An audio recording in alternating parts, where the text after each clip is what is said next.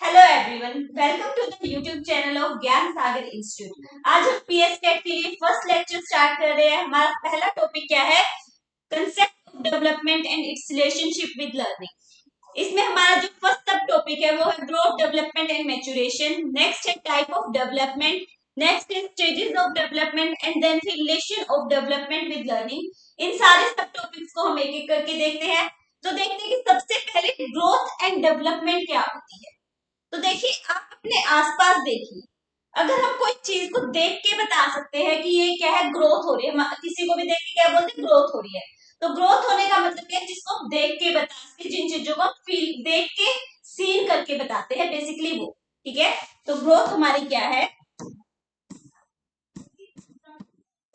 जिसको हम हमारी आईज से देख के बता सके, वो हमारी ग्रोथ होती है, यानी सीन करना। अब हम देख क्या सकते हैं, बेसिकली किसी का भी फिजिकल स्ट्रक्चर है वही देख सकते हैं। ठीक है, यानी ग्रोथ हमारी क्या है, फिजिकल होती है। फिजिकल पार्ट को हम देख सकते हैं, जो हमारे सामने है वो हमारे, हम उसको देख सकते हैं, उसको हम कहेंगे ग्रोथ। ठीक है, और ग्रोथ क्या है कि एक टाइम आने के बाद मेच्योरिटी के जैसे जैसे हम मेच्योर होंगे, हमारी ग्रोथ क्या है, मेच्योरिटी के साथ साथ रुक जाती है। तो ग्रोथ कैसे रुकती है, मेच्योरिटी होने पे एक मेच्योर, जैसे कि हमारा एडोलेसेंस का पीरियड खत्म होता है और हम मेच्योर होते हैं, तो हमारी जो ग्रोथ क्या है वो रुक जाती है। तो ये एक टाइम पे आके रुक जाती है, सर्टेन टाइम प्रोसेस है, यानी कुछ टाइम तक होएगी और फिर आपकी रुक जाएगी। वहीं पे अगर हम डेवलपमेंट की बात करते हैं,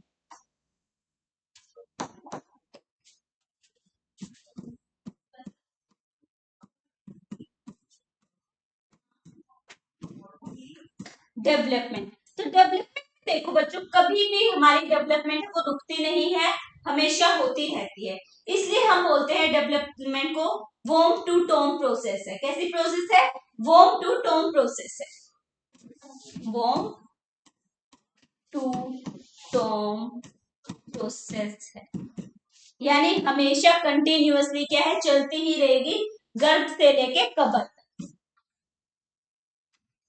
गर्भ से लेके गर्भ से कब्र,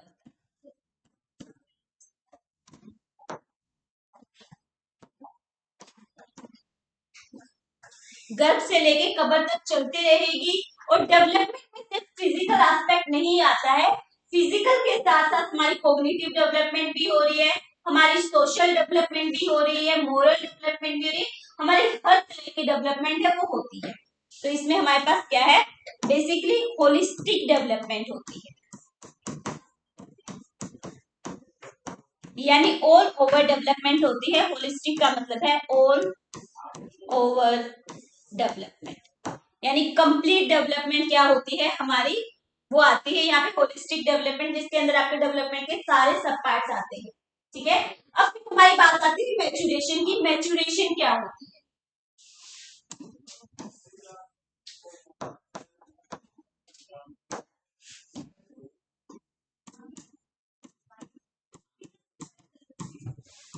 जो मैच्योरेशन टर्म है वो बेसिकली हमारी हेरिडिटी से रिलेटेड होती है, कि जो हम जैसे जैसे हम बड़े होंगे, हम होते मैच्योर होते जाते हैं, और हमारी डेवलपमेंट क्या है, इंक्रीज होती है मैच्योरेशन के साथ, बट हमारी ग्रोथ है क्या है, वो मैच्योरेशन के साथ कम हो जाती है। ठीक है, मैच्योरेशन क्या है, एक तो बेसिकली आपके बायोलॉजिकल कंसेप्ट है, ये हेरिडिटी से रिलेटेड है। और इसमें क्या होगा, इसमें जैसे कि आपकी डेवलपमेंट कंटिन्यूअस होती रहेगी मैच्योरिटी के साथ साथ, बट जो हमारी ग्रोथ है वो क्या है, एक टाइम पे आके रुक जाएगी जब हम मेच्योर होंगे। तो इसके लिए हम क्या यूज कर सकते हैं, कि ये जो मेच्योरेशन है ये रिलेटेड है, रिलेटेड टू हेरिडिटी, ये हेरिडिटी से रिलेटेड है, और जैसे जैसे हम बड़े होंगे हमारी मैच्योरेशन होती रहेगी। इसके बाद नेक्स्ट कंसेप्ट आता है हमारे पास टाइप्स ऑफ डेवलपमेंट का। नेक्स्ट इज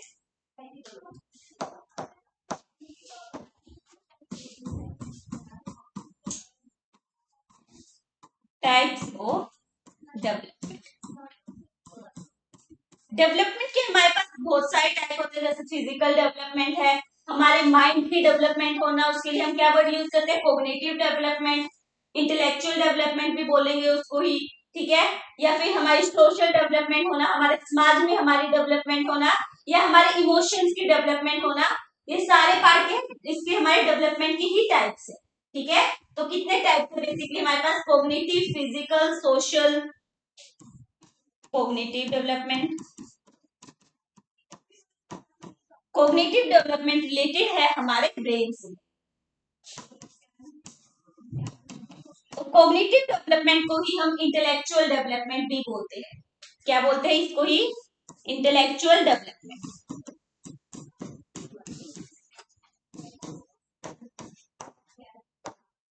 नेक्स्ट टाइप है डेवलपमेंट का फिजिकल डेवलपमेंट।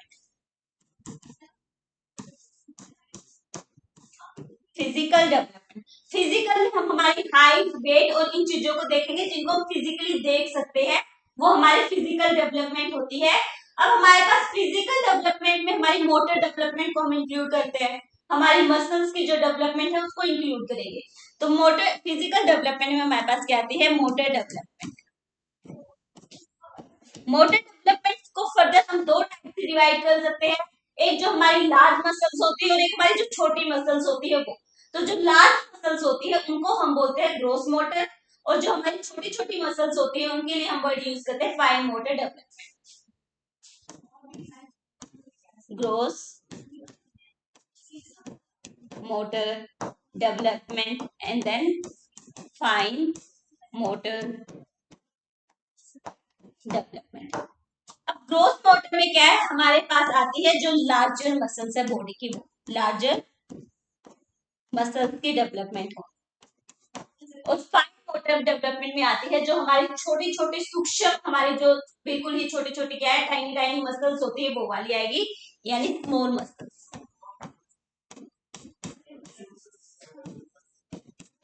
स्मॉल मसल्स आएंगे। फिजिकल डेवलपमेंट के बाद नेक्स्ट डेवलपमेंट का टाइप है हमारे पास social development. Next is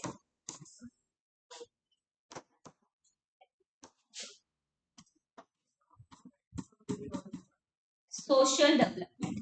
social development, social word का मतलब ये हमारा समाज है। जो डेवलपमेंट हमारे समाज से हो रही है उसको हमने क्या बोला है? सोशल डेवलपमेंट बोला है। अब समाज से हमारी क्या है? दो तरह से डेवलपमेंट हो सकती है, हमारे मोरल्स की डेवलपमेंट भी हो सकती है और हमारे इमोशंस की भी डेवलपमेंट हो सकती है। आसपास से रिलेटेड होते हैं हमारे इमोशंस, एक दूसरे से ही रिलेटेड है ना। एक पर्सनली तो हमारा कोई इमोशन नहीं है, हम किसी ना किसी से रिलेटेड होएगा जो भी हमारा इमोशन है, या जो हमारी क्या है मोरल वैल्यूज है वो भी क्या है हमारे समाज से ही रिलेटेड है। अगर हम समाज के अकॉर्डिंग काम करते हैं तो हमारी मोरल वैल्यूज अच्छी होती है, और अगर हम हमारे सोसाइटी के अकॉर्डिंग कोई काम गंदा करते हैं तो तभी हमें बोला जाता है कि आपकी मोरल वैल्यूज अच्छी नहीं है। तो सोशल वैल्यू, या तो आप इनको देखो अलग अलग भी लिख सकते हो। सोशल डेवलपमेंट के अलावा भी आप अगर टाइप्स लिखना चाहते हो तो मोरल डेवलपमेंट और इमोशनल डेवलपमेंट को अलग भी लिख सकते हैं, बट ये बेसिकली क्या है हमारे सोशल के अंडर ही आती है। ठीक है, सोशल डेवलपमेंट के अंदर हमारे आती है moral development and emotional development. Emotions की एंड हमारे मोरल वैल्यूज की डेवलपमेंट किसके अंदर आएगी? सोशल डेवलपमेंट के अंदर ही आएगी। ये हमारे कुछ बेसिक टाइप्स थे डेवलपमेंट के। नेक्स्ट हम करते हैं कि भाई ग्रोथ एंड डेवलपमेंट में डिफरेंस क्या क्या है? ग्रोथ एंड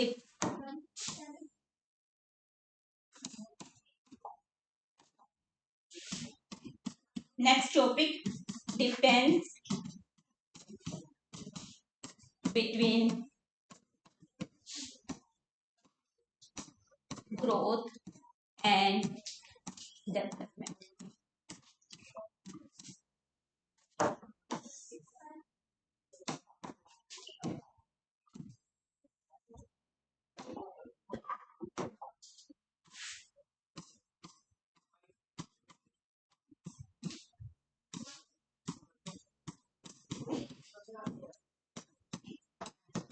ग्रोथ हमारी क्या है? देखो ग्रोथ में आपके पास क्या क्या डिफरेंस आते हैं बेसिकली। किसको हमने ग्रोथ बोला? फर्स्ट पॉइंट लिखा था क्या ग्रोथ है, क्या डेवलपमेंट है? जो फिजिकली चेंज हो रही है वो हमारी क्या है? ग्रोथ है। बट टाइम के साथ साथ जिसमें हम असेसमेंट कर रहे हैं वो हमारी क्या है? डेवलपमेंट होती है।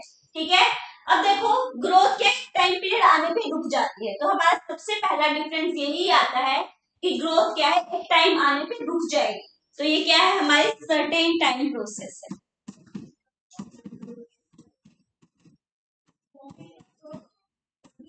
वहीं पे जो हमारी डेवलपमेंट है ये कैसी प्रोसेस है, लाइफ लॉन्ग प्रोसेस है, यानी बूम टू टॉम होती है, कंटिन्यूसली चलती ही रहती है, कभी नहीं रुकती।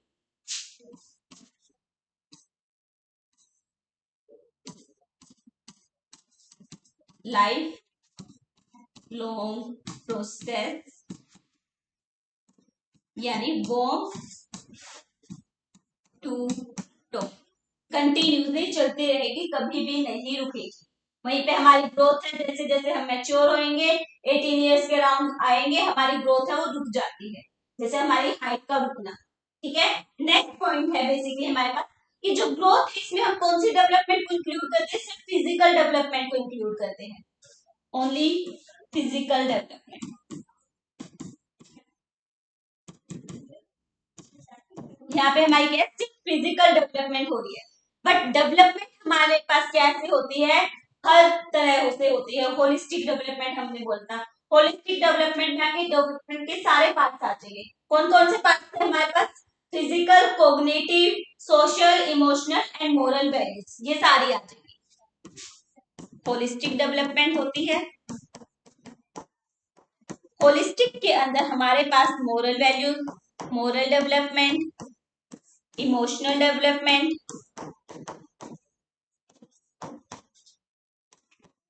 सोशल,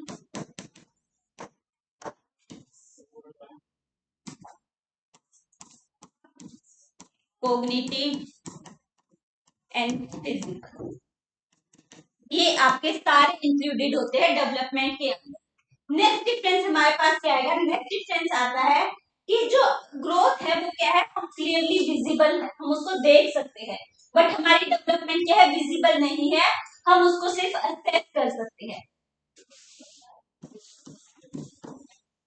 क्लियरली विजिबल या फिर हम इसको सीन कर सकते हैं, देख सकते हैं, बट वहीं पे हमारी डेवलपमेंट क्या है, डेवलपमेंट को हम सिर्फ फील कर सकते हैं या फिर असेस कर सकते हैं। डिफरेंट डिफरेंट मेथड से क्वेश्चंस होते हैं, जो आपके साइकोलॉजिकल मेथड्स है उनसे हम हमारी डेवलपमेंट को असेस कर सकते हैं, या किसी को फील करके हम हमारी डेवलपमेंट है उसका असेसमेंट कर पाएंगे।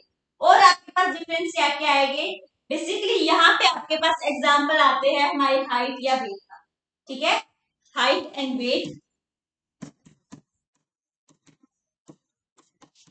Height and weight. वहीं पे यहाँ पे हमारा जैसे आईक्यू लेवल है, हमारी मोरल वैल्यूज है, ये सारी चीजें आती है। यहाँ पे हमारे पास क्या आएगा डेवलपमेंट में, आईक्यू लेवल। अब इसके बाद हमारे पास डिफरेंसेस और भी होते हैं, जैसे कि जो हमारी डेवलप बेसिकली जो ग्रोथ है वो क्या एक्सटर्नल होती है, उसको हम बाहर से फील कर सकते हैं। ग्रोथ कैसा हमारी एक्सटर्नल होती है, ग्रोथ एक्सटर्नल होती है, बट हमारी जो डेवलपमेंट है वो इंटरनल प्लस एक्सटर्नल दोनों होती है, इंटरनल प्लस एक्सटर्नल होती है। और जो हमारी ग्रोथ है वो किस पे डिपेंड करती है, क्वांटिटी पे डिपेंड करती है, कि हमारी जैसे हमने हाइट का एग्जांपल लिया, तो हाइट के एग्जांपल में हम हाइट को मेजर कैसे कर देते, हाइट के एग्जांपल में हम हाइट को मेजर कैसे करते हैं, फीट में, इंचेस में, फीट, इंचेस। और जो हमारा वेट है, वेट को हम कैसे मेजर करेंगे, केजीज में।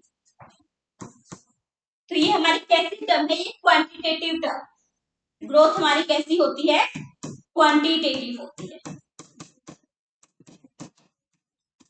ग्रोथ हमेशा क्वांटिटेटिव रहेगी, वहीं पे जो डेवलपमेंट है वो क्वांटिटेटिव के साथ साथ क्वालिटेटिव भी होती है।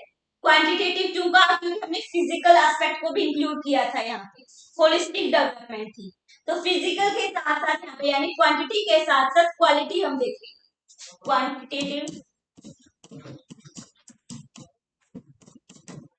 Plus qualitative. नेक्स्ट पार्ट है जो हमारी ग्रोथ होती है वो कैसी होती है, हमेशा लीनियर होती है, एक लाइन में एक सीक्वेंस में होती है। वहीं पे जो हमारी डेवलपमेंट है वो स्पाइरल होती है। हमारी ग्रोथ कैसी है, लीनियर होती है, ऐसे एक लाइन में चलेगी। अगर हम कोई 2 फीट का है, 4 फीट का है, फिर 6 फीट का है और एक टाइम पे आके रुक जाएगी। बट जो हमारी डेवलपमेंट है वो कैसी होती है, वो हमेशा स्पाइरल होती है, यानी इस तरह से। अब स्पाइरल का मतलब है कि ये रुकती तो है नहीं, देखो कभी। तो स्पाइरल का मतलब है यहाँ पे कम और ज्यादा हो सकती है, यानी यहाँ पे हमारी डेवलपमेंट वो कम है, यहाँ पे ज्यादा हो जाएगी, कम ज्यादा होती रहती है, कभी भी रुकेगी नहीं। ये हमारे बेसिक डिफरेंसेस है ग्रोथ एंड डेवलपमेंट। डिफरेंस के बाद इसका बेसिकली देखते हैं कि रिलेशन क्या है इसका हमारी लर्निंग के साथ। नेक्स्ट पार्ट है रिलेशन विद द लर्निंग।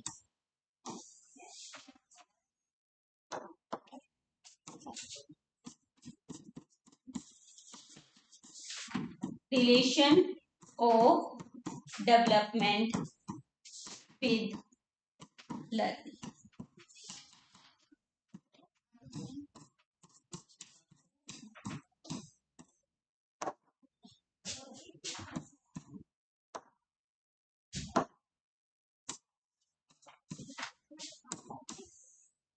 अब आप खुद सोचिए कि इतना करने के बाद आपको क्या रिलेशन नजर आते हैं लर्निंग और डेवलपमेंट में। तो देखिए लर्निंग क्या है, लर्निंग हमारी डेवलपमेंट का वो टाइप है जो हमेशा हमें एफर्ट से आएगा, प्रैक्टिस करने से आएगा। लर्निंग बिना एफर्ट और प्रैक्टिस के बिना नहीं हो सकती है। तो लर्निंग क्या है, हमेशा रिलेटेड होती है एफर्ट्स और प्रैक्टिस से। जितना हम एफर्ट्स करेंगे, प्रैक्टिस करेंगे, उतनी ज्यादा हमारी लर्निंग है वो बेटर होती है, उतना ज्यादा हम अच्छे से काम को कर पाते हैं। ठीक है। फिर दूसरा है कि जो हमारी लर्निंग है वो हमारी मेच्योरेशन से रिलेटेड होती है। यानी देखिए अगर बच्चे को पढ़ने के लिए बोल दो, बच्चे की बात लेते हैं, एक 5th क्लास के बच्चे को अगर हम बोलेंगे कि 10th क्लास की बुक को सोल्व करो, मैथ के सम्स को सोल्व करो, उसके क्या वो कर पाएगा, वो नहीं कर पाएगा, क्योंकि उसकी इतनी मैच्योरेशन ही नहीं हुई है। तो जितनी मैच्योरेशन होगी उतनी ही हमारी लर्निंग पॉसिबल है। ठीक है। यानी एक 6th क्लास का बच्चा मैक्सिमम 7th क्लास का क्वेश्चन सोल्व कर सकता है, बट वो 9th और 10th क्लास के क्वेश्चन सोल्व नहीं कर सकता, क्योंकि उसकी मैच्योरेशन नहीं हुई है उतनी। इसलिए जो हमारी लर्निंग है वो किससे रिलेटेड होती है, हमारी मैच्योरेशन से रिलेटेड होती है। अब देखो मैच्योरेशन से रिलेटेड है, अब हमने कहा एक 6th क्लास का बच्चा, 5th क्लास का बच्चा 10th के सम सोल्व नहीं कर सकता, तो क्या मैच्योरेशन ने हमारी लिमिट सेट नहीं की है? तो हमारी लिमिट सेट कर दी है मैच्योरेशन ने हमारी डेवलपमेंट के लिए, कि आपकी लर्निंग जो डेवलपमेंट है वो आपकी एक लिमिट तक हो सकती है, इसके बियॉन्ड आप नहीं जा सकते। मैक्सिमम एक 6th का बच्चा 7th क्लास में क्वेश्चन सोल्व कर पाएगा, बट वो उसके अबव नहीं जा पाएगा। तो मैच्योरेशन क्या है, एक लिमिट सेट करती है लर्निंग के लिए। नेक्स्ट पॉइंट हमेशा हम ये कहते हैं कि मैच्योरेशन और लर्निंग हमारी क्या है, एक साथ चलती है, कभी भी अलग हम इनको नहीं दे सकते। ठीक है। तो ये इंटर रिलेटेड होती है, एक दूसरे के साथ साथ चलेगी और एक दूसरे से कंबाइंड होके ही पॉसिबल है, अलग अलग नहीं हो सकती है। फर्स्ट पॉइंट है, लिखो, learning is development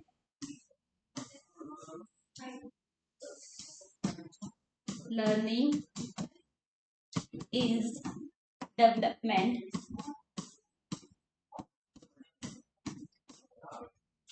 that comes from that comes from efforts and practice, that comes from efforts and practice। Learning क्या है, हमारी वो डेवलपमेंट है जो सिर्फ हमें एफर्ट्स और प्रैक्टिस से आ सकती है, बिना एफर्ट्स और बिना प्रैक्टिस के लर्निंग पॉसिबल नहीं है। ठीक है। Next point, interaction of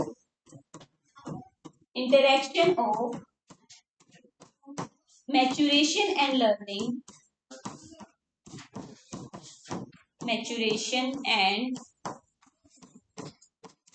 learning is important for development क्या है? जो मैच्योरेशन एंड लर्निंग की इंटरेक्शन है वो हमारी डेवलपमेंट के लिए क्या है? बहुत ज्यादा इंपॉर्टेंट है। जितनी हमारी मैच्योरेशन होगी उतनी ही हमारी लर्निंग हो सकती है, यानी इनकी इंटरेक्शन से ही हमारी लर्निंग पॉसिबल है, वरना पॉसिबल नहीं है। Next point, maturation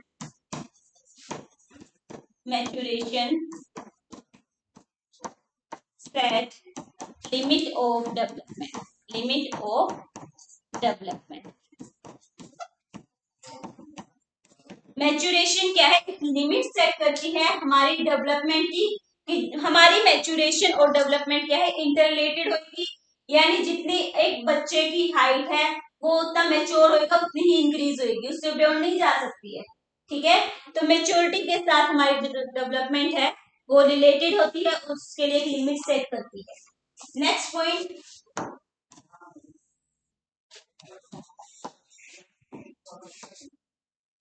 therefore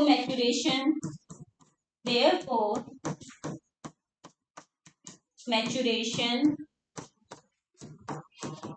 and learning work together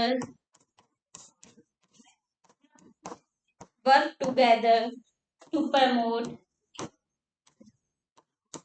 promote development of individual। इस लाइन का मतलब है कि जो हमारी मैच्योरेशन है और लर्निंग है वो एक दूसरे के साथ काम करेगी और एक पर्सन की डेवलपमेंट करने में हेल्प करती है, उसकी जो डेवलपमेंट है उसको इंक्रीज करती है। क्लियर? इसके बाद नेक्स्ट टॉपिक है हमारा stages of development. Next is stages of development.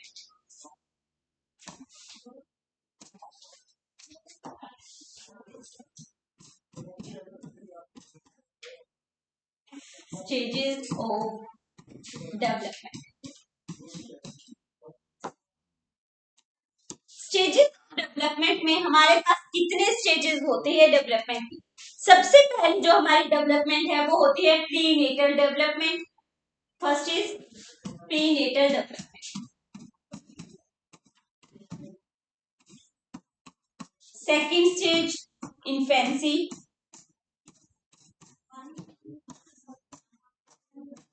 Third is childhood. Childhood को हम हमारे दो पार्ट में डिफरेंशिएट करते हैं। एक पार्ट होता है अर्ली चाइल्डहुड और दूसरा है letter childhood. Childhood early childhood and later childhood. Childhood के बाद नेक्स्ट है एडोलेसेंस।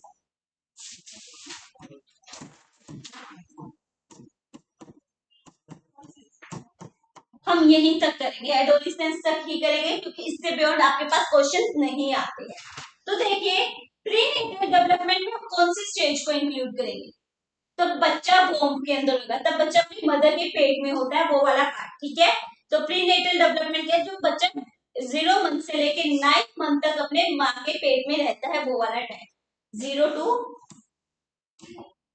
यानी वोम में होएगा बच्चा, और इसका टाइम पीरियड क्या है? 0 टू 9 मंथ्स। 9 मंथ्स तक बच्चा अपनी माँ के पेट में होता है, ये वो वाला टाइम पीरियड है, तब बच्चे का अभी तक बर्थ नहीं हुआ है। Next is infancy. तो इन्फेंसी कौन सा टाइम पीरियड है? इन्फेंसी वो टाइम पीरियड है तब बच्चा बहुत छोटा होता है, और यहाँ जो हम एज इंक्लूड करते हैं वो है 0 टू 2 ईयर्स। 0 to 2 years. बच्चे का बर्थ है वो 2 साल, 0 मतलब जब वो 1 दिन का हुआ 2 दिन का हुआ, हम अगर उसको ईयरली देखते तो 0 होता है, क्योंकि बच्चा 1 साल का 1 साल बाद होता है। ठीक है, तो ये हमारा इन्फेंसी वाला टाइम पीरियड है बच्चे के बर्थ से लेके 2 ईयर्स तक, यानी यहाँ पे हम लिख सकते हैं birth to 2 years. Birth to 2 years, 0 to 2 years या फिर बर्थ टू 2 ईयर्स। उसके बाद नेक्स्ट है हमारे पास चाइल्डहुड। चाइल्डहुड का हमारा जो टाइम पीरियड है वो है 2 टू 12 ईयर्स। 2 to 12 years. इसको फिर हमने फर्दर दो में डिवाइड किया है। तो जो हमारा अर्ली चाइल्डहुड है वो है 2 to 6 years and later childhood है वो है 6 to 12 years। 6 to 12 years, 2 to 6 years and 6 to 12 years क्या है लेटर चाइल्ड। Next adolescence. तो एडोलिसेंस हम मानते हैं कि जो हमारी बेसिकली एडोलिसेंस की एज होती है यानी तब हम मेच्योर होना स्टार्ट होते हैं, यानी हमारे जो फिजिकल बॉडी में चेंजेस होते हैं, हमारे हार्मोनल चेंजेस होते हैं, इस टाइम पीरियड में होंगे एडोलिसेंस में वो। और एडोलिसेंस की एज पीरियड क्या है हमारे पास 12 to 18 years। 12 to 18 years।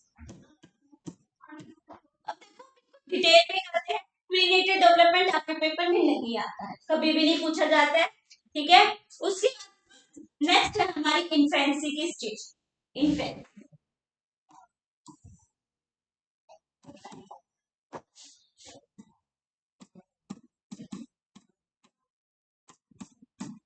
Time period 0 to 2 years।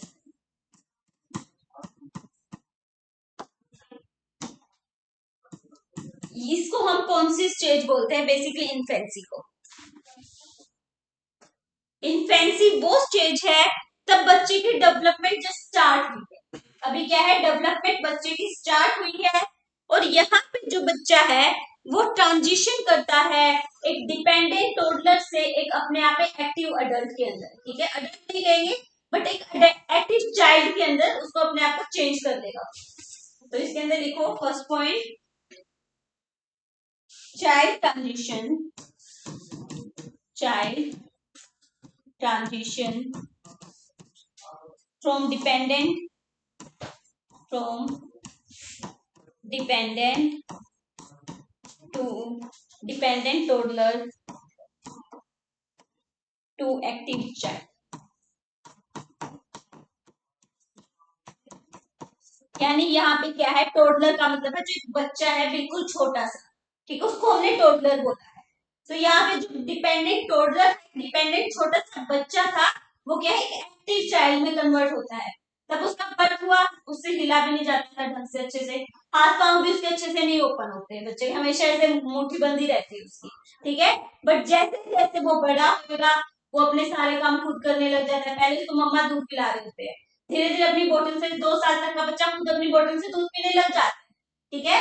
तो क्या वो एक्टिव होना स्टार्ट हो जाता है, खेलना थोड़ा बहुत स्टार्ट कर देगा, हल्का फुल्का का चलना स्टार्ट कर देता है बच्चा, बोलना स्टार्ट कर देता है 2 साल का बच्चा। तो क्या है छोटी छोटी चीजें वो करने लग जाता है और अपनी चीजों को दूसरों को बताना वो भी स्टार्ट कर देता है। तो यहाँ पे क्या कहने का मतलब है कि एक बिल्कुल ही इनएक्टिव बच्चा था जो दूसरे पे डिपेंड था, अपनी मदर पे हर चीज के लिए डिपेंड था, टॉयलेट के लिए खाने के लिए हर चीज के लिए मदर पे डिपेंड था। बट वो किसमें कन्वर्ट हो जाता है 2 साल तक आते आते एक एक्टिव बच्चे में कन्वर्ट हो जाता है जो अपने काम खुद के खुद कर सकता है, ठीक है। फिर नेक्स्ट है इसमें बच्चा एक्टिव चाइल्ड में कन्वर्ट हुआ तो यहाँ पे क्या कर सकता है बच्चा क्रोल करना स्टार्ट कर देगा, चलना स्टार्ट कर देगा। तो लिखो able to crawl, able to crawl, crawl over, able to crawl, roll over and walk।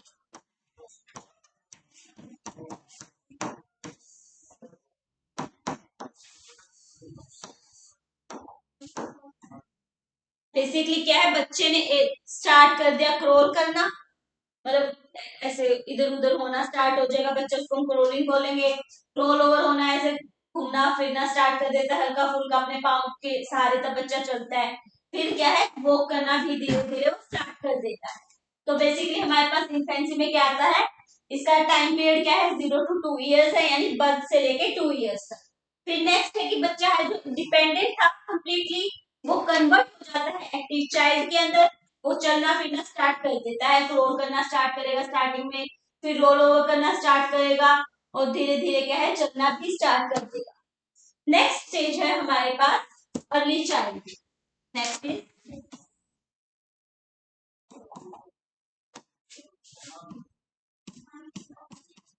Early child.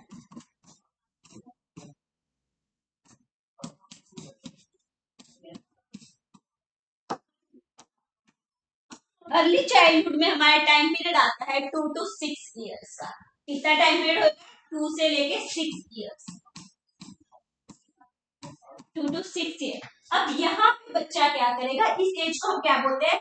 सबसे पहली बात, इस एज को हम बोलते हैं हमारी टॉय एज। बच्चा यहाँ पे टॉयज के साथ खेलना स्टार्ट कर देता है, तो इसको हमने क्या बोला? Toy age. यानी ये बच्चे की टॉय एज है, जहाँ पे गुड्डे गुडियों से खेलना स्टार्ट करता है, अपने किचन सेट्स लेके आएगा, कुछ और चीजें लेके आएगा। तो ये वही एज है जब बच्चा अपने जो छोटे छोटे टॉयज है उनसे खेलना स्टार्ट करता है, गुड्डा गुड्डी वाले खेल जो खेलता है वो वाले। ठीक है, इसको हम और क्या बोलते हैं? इसको हम बोलते हैं pre gang as. Next is pre gang as.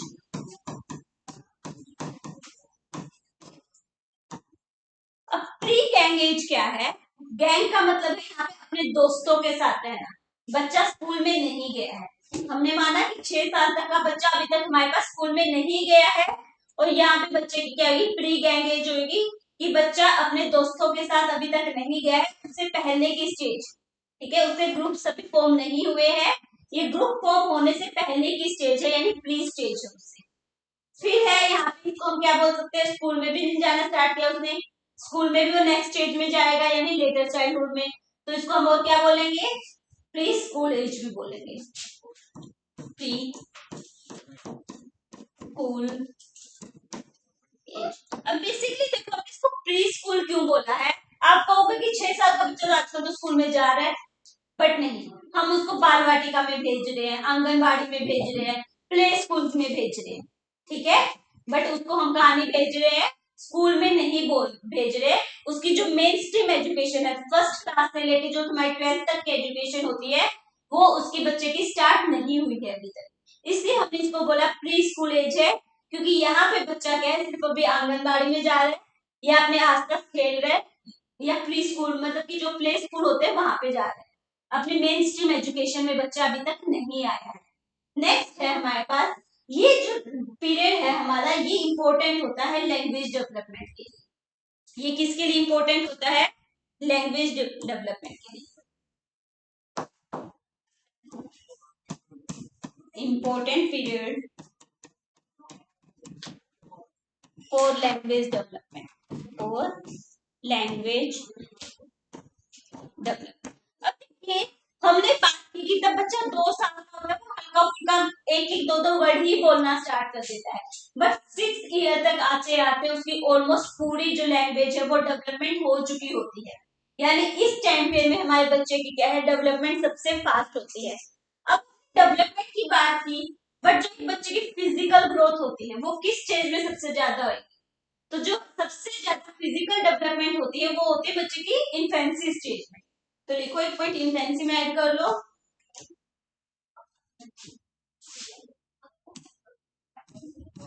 Rapid physical growth. यहाँ पे बच्चे की क्या है? जो फिजिकल ग्रोथ है वो रैपिड होती है। आप एक 2 साल के मतलब क्या एक बिल्कुल बर्थ होते हुए बच्चे को देखो, और एक 2 साल के बच्चे को देखो, तो उनकी ग्रोथ में बहुत ज्यादा डिफरेंस है। वहीं पे अगर आप 5 साल के बच्चे को देख लो, 10 साल के बच्चे को देख लो, उसमें इतना डिफरेंस नहीं होगा, हम उसको पहचान सकते हैं। बट बिल्कुल छोटे बच्चे को 1 महीने का देखा, फिर उसको हम 2 साल बाद देख रहे तो हमें पहचान में नहीं आता है। तो जो रैपिड फिजिकल ग्रोथ है उसकी, वो कहाँ पे होती है? उसकी इन्फेंसी में होएगी।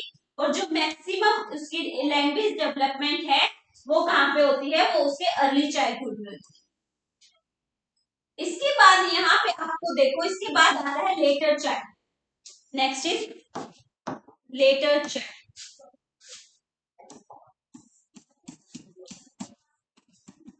Letter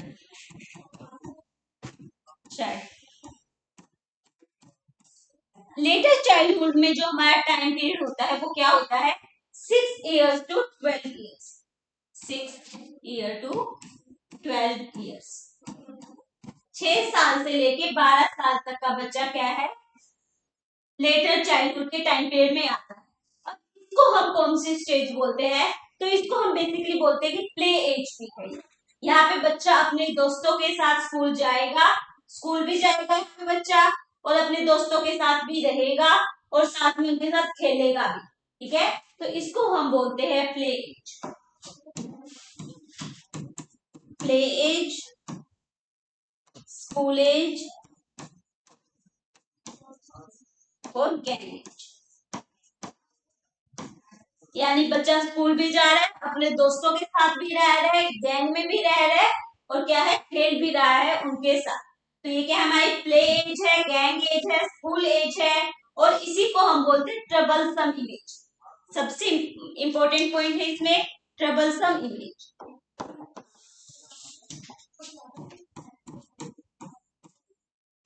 troublesome age. Trouble age का मतलब है कि बच्चे यहाँ पे सबसे ज्यादा ट्रबल फेस करेगा। कोई भी काम करने जाएगा वो हमेशा गलती करता है मैक्सिमम टाइम। ठीक है, तो ये क्या, उसको अलग स्कूल में कुछ बोला, बच्चे ने घर पे आके बोला मम्मी ये चीज चाहिए, मेरे दोस्त के पास है, बट क्या उसने ये नहीं देखा कि उसके पेरेंट्स उसको अफोर्ड कर सकते हैं, नहीं कर सकते। उसको जिद है कि उसको ये चीज चाहिए। ठीक है, तो क्या है, ट्रबल क्रिएट करेगा अपने पेरेंट्स के लिए। या बच्चों को हमने देखा कि जैसे मॉल में जाते हैं, मम्मी ये चीज चाहिए, तो वहीं पे रोने लग जाएंगे बैठ के। वो अपने पेरेंट्स की तरफ नहीं सोचते एक बार भी कि नहीं मेरे पेरेंट्स ये चीज शायद अफोर्ड ना कर सकते।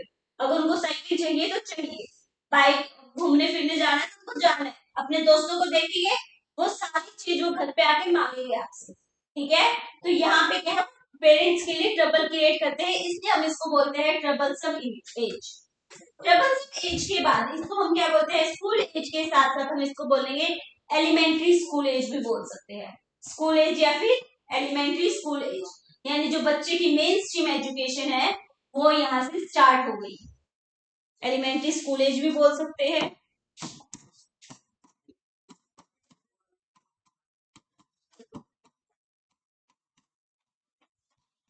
यानी बच्चा फर्स्ट सेकंड थर्ड क्लास में जाना स्टार्ट कर देता है इस टाइम पीरियड में, हमारे पास लेटर चाइल्डहुड। इसके बाद देखो, यहाँ पे बच्चे का जो क्रिएटिव पोटेंशियल है वो भी डेवलप होता है। जो मैक्सिमम उसका क्रिएटिव पोटेंशियल है वो कहाँ पे डेवलप होएगा, उसकी लेटरहुड चाइल्डहुड में होएगा। ठीक है, लेटर चाइल्डहुड में उसका क्रिएटिव डेवलपमेंट इंक्रीज होगा। Next point, development of child creative potential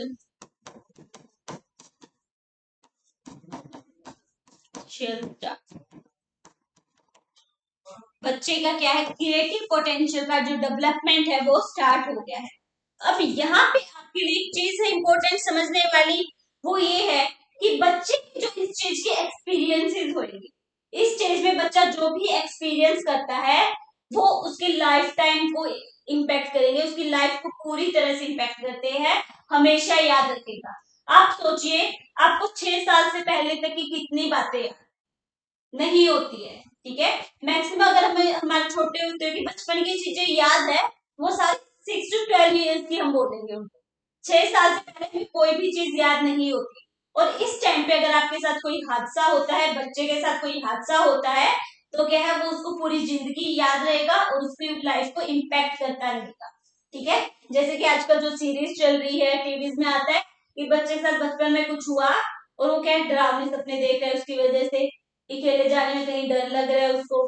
ठीक है, तो बेसिकली वही एज है तब बच्चा अगर यहाँ पे कुछ भी चीजें फेस कर रहा है तो उसके पूरे लाइफ पीरियड उसको इम्पैक्ट करती है वो सारी चीजें।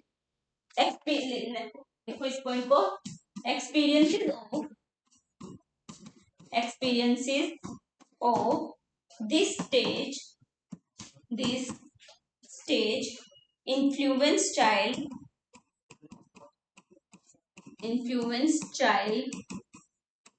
throughout their life।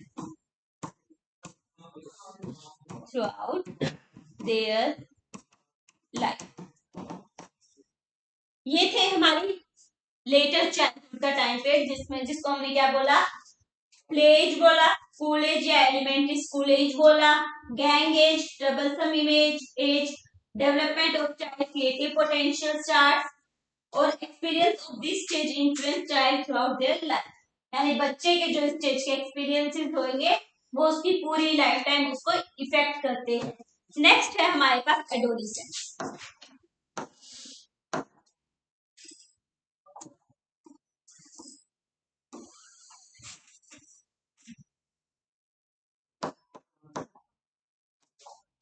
Next stage है एडोलिसेंस की।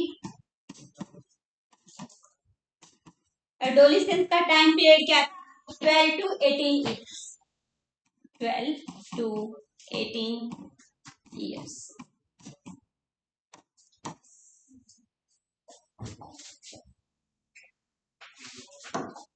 अब बेसिकली जो एडोलिसेंस है ये क्या है? आपका एक ट्रांजिशन पीरियड है। किसके बीच में ट्रांजिशन होता है?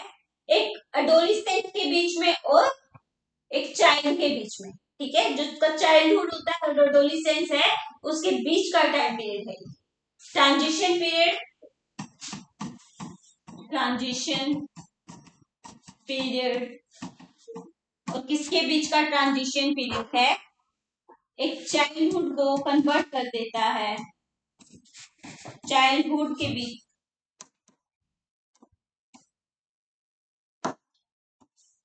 चाइल्डहुड से के बीच का और एडोलिसेंस के बीच का और अडल्ट के बीच। अडल्ट बोलेंगे हम, एडोलिसेंस नहीं बोलेंगे क्योंकि एडोलिसेंस का एक पीरियड है। ठीक है, एडोलिसेंस हमारा कौन सा पीरियड है? जहां पे एक बच्चा एक अडल्ट के अंदर ट्रांजिशन हो रही है उसकी। ठीक है, उसके अंदर वो कन्वर्ट हो रहा है, तो उसके बीच का जो टाइम पीरियड है वो क्या है? एडोलिसेंस है। यानी बच्चा अडल्ट के अंदर कन्वर्ट होता है किसके साथ? किसके थ्रू? एडोलिसेंस के थ्रू। एडोलिसेंस उसके बीच की स्टेज है। अब देखो यहाँ पे या आपके लिए बुक भी लिखी गई है, स्टैनली हॉल ने बुक लिखी है एडोलिसेंस के ऊपर और सबसे पहले उन्होंने ही बात की थी। तो स्टैनली हॉल ने बुक लिखी है, स्टैनली हॉल की जो बुक है उसका नाम है एडोलिसेंस।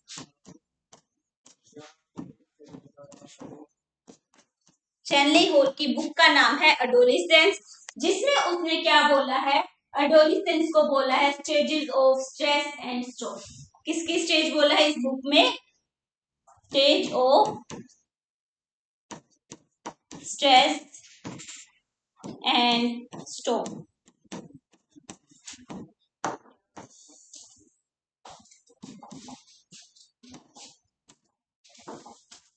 स्टैनली हॉल ने बुक लिखी जिस बुक का नाम था एडोलिसेंस। बुक का नाम है एडोलिसेंस एंड इस बुक में उसने एडोलिसेंस को क्या बोला है? Stage of stress and storm, यानी तनाव और तूफान की अवस्था। किस चीज की? तनाव या फिर तूफान की अवस्था। स्ट्रेस का मतलब है तनाव और स्टॉर्म का मतलब है तूफान। तो ये क्या है? हमारी तनाव से लेके तूफान के बीच की हमारी जो स्टेज होती है वो है तनाव की और तूफान की एज है बेसिकली। अब इसके बाद देखो स्टैनली हॉल के बाद एक दूसरे साइंटिस्ट आए जिनका नाम था एरिक्सन। जिनका नाम था एरिक्सन। एरिक्सन ने क्या किया? ये एक साइकोलॉजिस्ट थे जिन्होंने एडोलिसेंस को बोला आइडेंटिटी क्राइसिस की एज। किसकी एज बोला था एरिक्सन ने? आइडेंटिटी क्राइसिस की एज। आइडेंटिटी क्राइसिस का मतलब है बच्चे को अपनी आइडेंटिटी के बारे में नहीं पता होता, वो कंफ्यूज होता है कि मेरी आइडेंटिटी क्या है। वो अपने पेरेंट्स के नाम के आगे देखता है डॉक्टर या कुछ और, टीचर है उसके पेरेंट्स। ठीक है, मम्मा डॉक्टर है, पापा टीचर है। ठीक है, पापा इंजीनियर है, मम्मा टीचर है, कुछ भी है। तो वो अपने पेरेंट्स के नाम के आगे तो कुछ लगा देख रहे हैं, डॉक्टर प्रोफेसर ये देख रहे हैं, बट वो ये सोचेगा कि मैं कौन हूं और मैं क्या कर रहा हूँ, मेरी आइडेंटिटी क्या है। ठीक है, तो ये इसको आइडेंटिटी क्राइसिस की स्टेज बोला है कि बच्चे को यहाँ पे अपनी आइडेंटिटी का नहीं पता होता। अब इसके बाद देखो हमारी जो एडोलिसेंस है इसमें और क्या पॉइंट हो सकते हैं? यहाँ पे आपके सबसे ज्यादा फिजिकल चेंजेस होते हैं, फिजिकल एंड